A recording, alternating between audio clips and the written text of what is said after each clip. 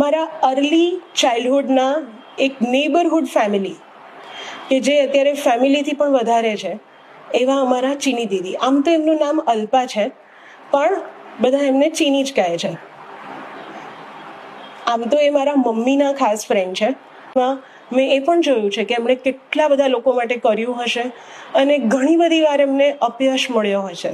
એમના ઇન્ટેન્શન્સ બહુ જ સારા હોય છતાં કોઈ એમને પોઝિટિવ લઈ ના શક્યું હોય, અને છતાંય એ ફરી હસતા મોઢે બીજાની મદદ કરવા કે બીજાનું કામ કરવા તૈયાર જ હોય. કદાચ આજની જનરેશન એમને ઇમોશનલ ફૂલ કહેશે, બટ આઈ બિલીવ કે ચીની દીદી, you are the emotionally strong person with high resilient power. હું તમારામાંથી એ જ શીખી રહી છું. હેપી વિમેન્સ ડે ચીની દીદી.